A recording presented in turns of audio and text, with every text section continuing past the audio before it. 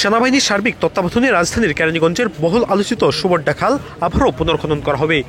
আজ স্বরাষ্ট্র উপদেষ্টা লেফটেন্যান্ট জেনারেল অবসরপ্রাপ্ত জাহাঙ্গীর আলম চৌধুরী, পরিবেশ ও বন মন্ত্রণালয়ের উপদেষ্টা রিজওয়ানা হাসান তারা আসেন এবং এই খালটি পুনর্খননের উদ্বোধন কাজ শুরু করেছেন, যেটি সেনাবাহিনীর তত্ত্বাবধানে করা হবে।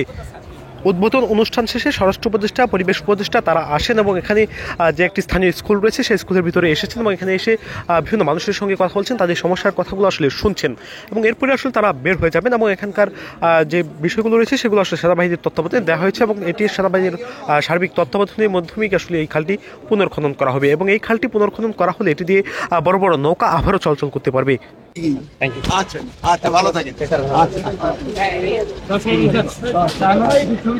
ওয়ালটন এখন দেশের সীমানা পেরিয়ে পৌঁছে গিয়েছে 50টিরও বেশি দেশে। ওয়ালটন, ঘরে ঘরে বিশ্বজুড়ে।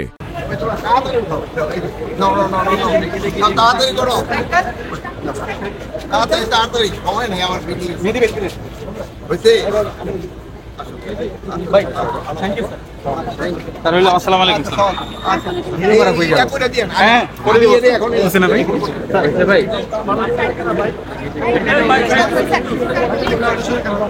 কমিশনার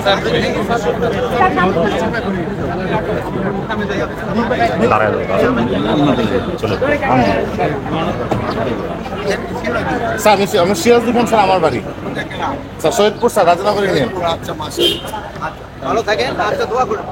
সাংবাদিক ভাইকে জন্য অনেক অনেক ধন্যবাদ আপনাকে। আচ্ছা, ভালো থাকেন। ভালো থাকেন।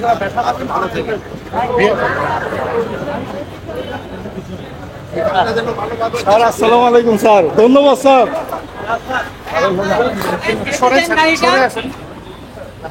আপনি একটু সরেন, গাড়িটা যেতে দেন প্লিজ। সরেন, গাড়িটা যেতে দেন